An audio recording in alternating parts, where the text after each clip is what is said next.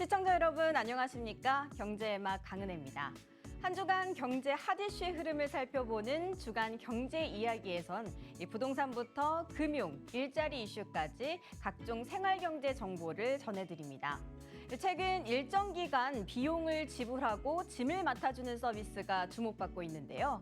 이번 주 화제인에서는 배송부터 짐 보관까지 고객이 원할 때 찾고 보관하는 공유창고 서비스 기업 박스풀을 만나보겠습니다. 이어서 올 가을 극장가를 찾아오는 달달하면서도 유쾌한 로맨스 영화들을 이번 주 스타엔터에서 소개해드립니다. 그럼 경제의 맛 지금 시작합니다.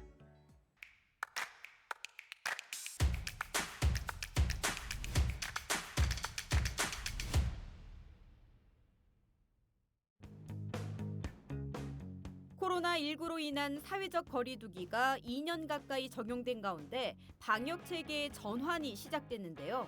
지난 1일부터 단계적 일상회복 정책이 시행되면서 24시간 영업을 재개하는 점포들이 눈에 띕니다. 단계적 일상회복 체계는 다중이용 시설과 대규모 행사, 사적 모임의 방역 조치를 완화하거나 해제하는 방향으로 적용되는데요. 우선 다음 달 12일까지 적용되는 1차 개편을 통해 카페와 음식점은 시간 제한 없이 온종일 이용이 가능합니다. 사적 모임 인원도 접종 여부와 상관없이 수도권 10명, 비수도권 12명까지 확대됐습니다. 약 2년 가까이 적용되던 거리 두기가 대폭 완화된 덕에 골목 상권은 벌써부터 기대감으로 가득 차 있지만 아직 긴장을 풀긴 이르다는 의견도 있는데요. 코로나 이전의 일상으로 돌아가기 위한 첫 단추가 끼워지며 골목 상권에서는 기대와 긴장이 공존하고 있습니다.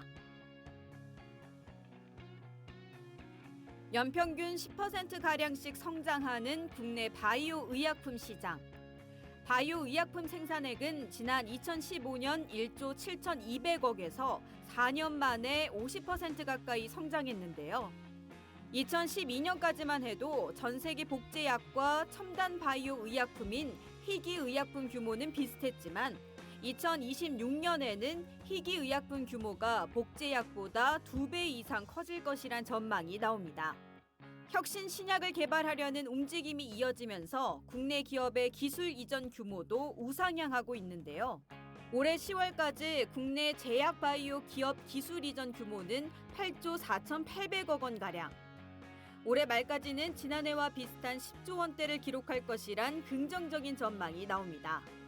특히 위드 코로나로 각종 글로벌 주요 학회가 대면으로 다시 전환되면서 더 큰 규모의 딜이 성사될 것으로 업계는 기대하고 있는데요.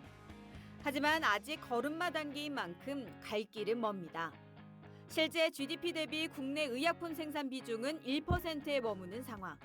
미래 가치를 가늠해 매기는 바이오 업종의 시가총액과 상당한 괴리가 있다는 점은 한계로 꼽히는데요. 혁신 성장 3대 산업 중 하나인 바이오 헬스 산업. 긍정적인 성적표를 받아든 만큼 꾸준한 글로벌 혁신 성장을 이어갈지 관심이 모입니다. 연말을 맞아 이커머스 플랫폼들이 각자 대형 할인 행사를 기획하고 있는 가운데 일부 입점업체들이 행사 기간을 앞두고 가격을 미리 올리는 이른바 가격 어뷰징 행위가 여전한 것으로 나타났습니다.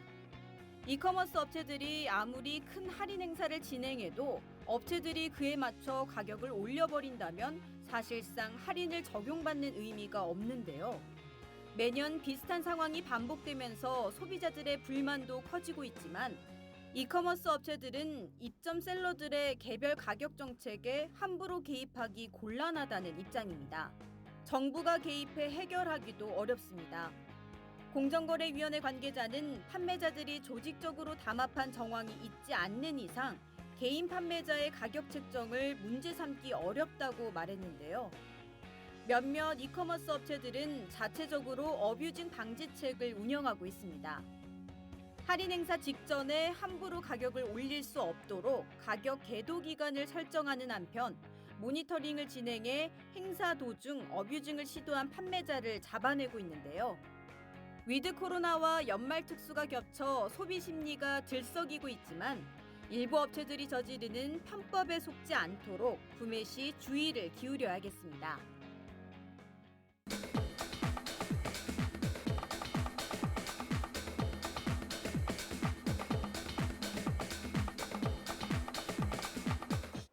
안녕하세요. 시청자 여러분 반갑습니다. 저는 박스풀의 대표 성정학. 저는 운영총괄 필승주라고 합니다. 최근 비대면 무인 운영이 가능한 공유 창고가 새로운 창업 아이템으로 떠오르고 있는 가운데 방문 진보관 서비스와 셀프 스토리지 서비스로 직접 배송부터 픽업, 보관까지 맡아서 하는 공유 창고 기업이 주목받고 있다. 24시간 무인 운영으로 고객이 원할 때 찾을 수 있는 진보관 서비스를 제공하는 기업 박스풀. 이들은 물류 서비스의 전문화를 위해 노력하며 합리적 가격과 비대면 이용이 가능한 셀프 스토리지를 대중적으로 알리고 있는데 이번 주 화제인에서는 국내 주거 환경을 개선해가고 있는 기업 박스풀과 함께 공유 창고 서비스에 대해 이야기 나눠본다.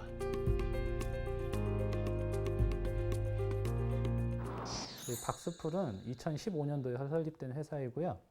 기본적으로 부동산에 기반한 물류 회사라고 보시면 될 것 같고요. 운영 지역은 홍콩, 대만, 한국 이렇게 세 군데를 운영하고 있고 저희가 투자 금액은 현재까지 약 3천만 불 정도를 유치를 하였습니다. 그리고 주로 하는 B2C 서비스는 여기 지금 현재 촬영하고 계시는 이런 개인들이 서울 또는 수도권, 도시 근교에서 쓸 수 있는 셀프 스토리지라고 정확한 명칭이 있고요. 한국말로는 저희가 공유 창고라고 부릅니다. 두 번째 서비스는 요즘 이커머스가 많이 발달하다 보니까 저희가 경기도 광주 같은 대형 물류 창고에서 기업 고객들을 대상으로 물류 대행을 해주는 풀필먼트 서비스 이 두 가지가 있습니다. 네, 일단 제한되는 물건은 기본적으로 저희가 화재 위험성이 있는 인화성 물질들, 뭐 예를 들면은 부탄가스, 그리고 지금 뭐 마약 종류, 그리고 저희가 뭐 현금 같은 것도 맡기시는 분들이 있는데 그런 거는 안 되고요. 그리고 이제 맡기시는 용품들 같은 경우는 지금 현재 뭐 캠핑 용품이나 요즘 또 골프 유행하신다고 골프 용품들, 주로 이제 취미 용품들을 많이 맡기시는 추세고요. 인테리어 또 시즌에는 이제 이사 시즌이라고 하죠. 이사 시즌에는 또 인테리어까지 동반돼서 잠깐 동안 물건을 이제 뺀 다음에 인테리어 공사가 되어야 되는데 그때 이제 저희 서비스를 이용하시면서 물건을 맡기시는 편입니다. 저희가 일단 먼저 서비스를 신청하시게 되면은 이 출입을 하실 수 있는 분들만, 그러니까 서비스 신청하신 분들만 출입이 가능한 QR코드를 전달을 해드려요. 그래서 그 QR코드를 받으신 분들이 출입기에서 찍으신 다음에 들어오신 이후에 지금 뒤에 보시면은 락커들이 있는데 그 도어락 자체에도 저희 시스템 서비스 신청하실 때 이미 고객들이 비밀번호까지 설정을 할 수 있어요. 그래서 오셔가지고 비밀번호 누르신 다음에 이제 물건 열고 찾으시는 것까지. 그리고 지금 지점 내에 CCTV가 굉장히 지금 수십 대가 있어요. 그래서 저희 이 CCTV를 원격 제어하는 앱, 그리고 저희 본사 컨트롤 타워에서도 다 모니터링 하고 있어서 그런 보안 문제는 염려하지 않으셔도 될 것 같습니다. 네, 저희가 일단은 서비스가 두 가지 종류라고 보시면 되는데요. 하나는 직접 고객이 지점에 방문해서 물품을 보관하시는 그런 서비스가 하나 존재하고요. 다른 하나는 저희 팀에서 직접 고객 집 앞으로 가서 물품을 픽업해서 저희 대형 물류센터에 보관하는 방법, 이렇게 있어요. 그러면은 지금 이때는 여기 락커에 들어가지 않는 정말 큰 가구나 이런 것들은 저희가 1톤 트럭이나 뭐 다른 배송 큰 트럭을 이용해서 그렇게 보관을 하시게 되는 거고요. 그리고 이렇게 오셔가지고 이제 저희가 락커 사이즈마다 다 구획을 해놨어요. 대략 한 5가지 정도 되는 사이즈에 그 물품 보관되는 양에 따라서 고객님들이 선택해서 보관하실 수 있게 그렇게 지금 구성을 해놓았고, 가격대는 저 월에 7,500원에서부터 최대 25만 원까지 이렇게 말씀드릴 수 있을 것 같습니다. 네, 지점은 지금 총 6군데 지점이 존재해 있고요. 지금 지방 도시로는 대구 월촌역점에 지금 한 군데 가맹점으로 운영 중에 있고, 지금 이천 연내에는 수원, 그리고 인천, 그리고 저희 경기도 동탄, 화성 이쪽에도 지금 현재 지점 개설을 목표에 두고 계획하고 있습니다.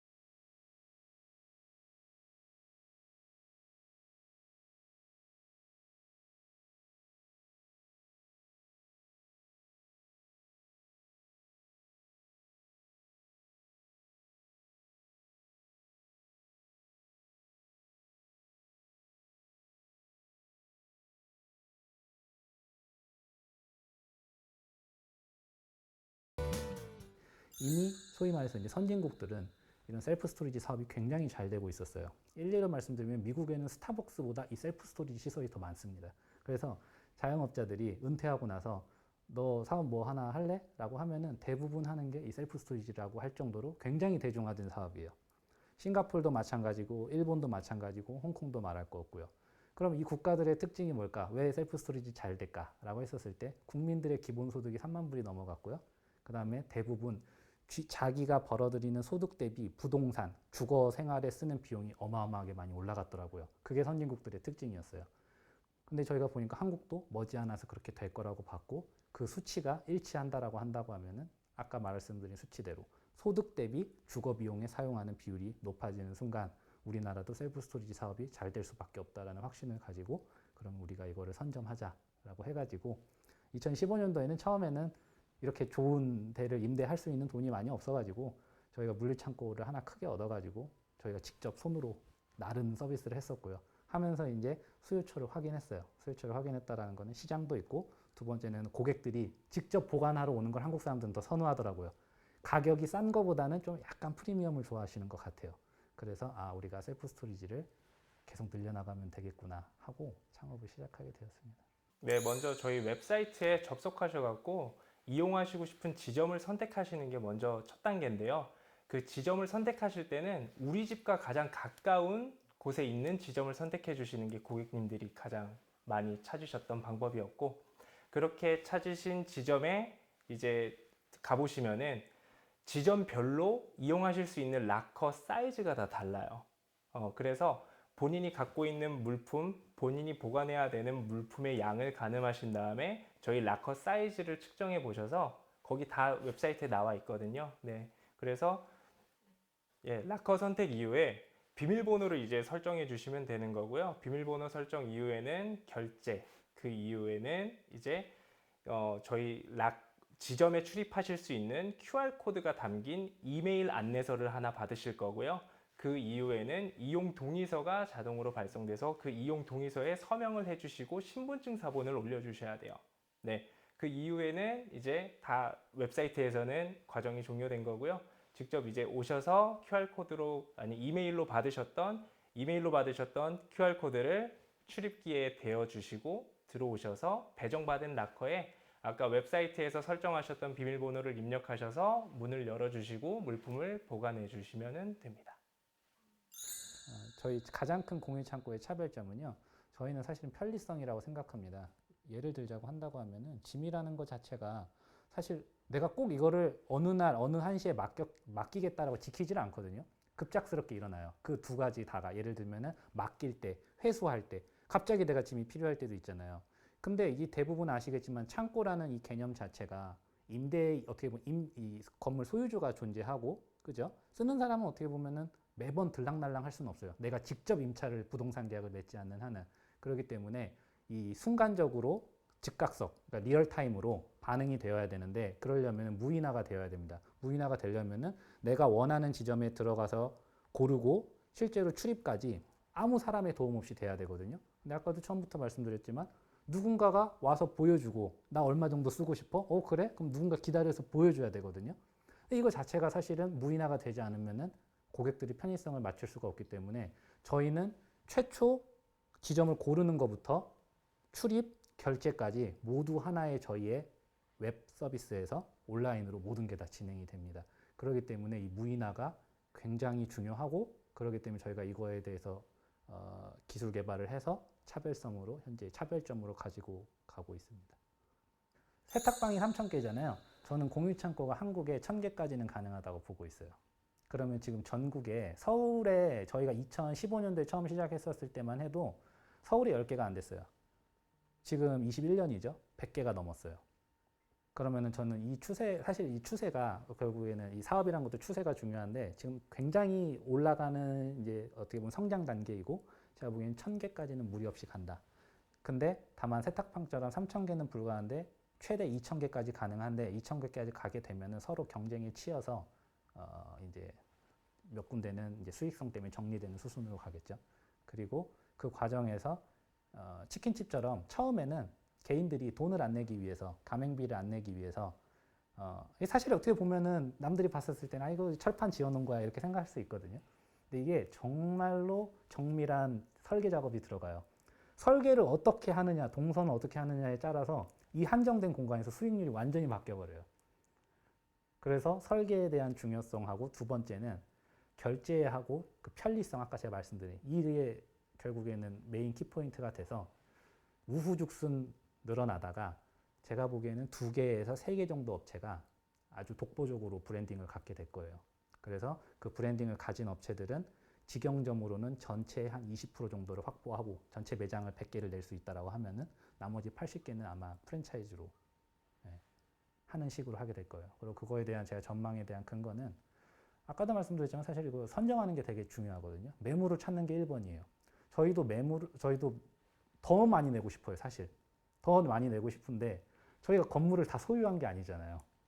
그 시간이 너무 오래 걸려요. 그러다 보니까 오히려 매물을 찾는 것에 대한 기회비용하고 플러스 어떤 노력이죠. 그게 결국 비용인데 그것들을 돈을 안정적으로 벌고자 하는 가맹점 주분들한테 맡기고 대신에 그분들이 신경 쓰지 못하는 설계, 수익률이죠. 그다음 두 번째는 모객, 마케팅하고 아까 말씀드린 제일 중요한 고객들이 여기 와서 써봤을 때 아, 나 너무 편하다. 친구들한테도 야, 너 이사하면은 잠깐 우리가 집 맡기면 돼. 바로 이렇게 추천할 수 있을 정도의 편의성을 기반한 무인화가 되어야 된다고 생각하고 있습니다.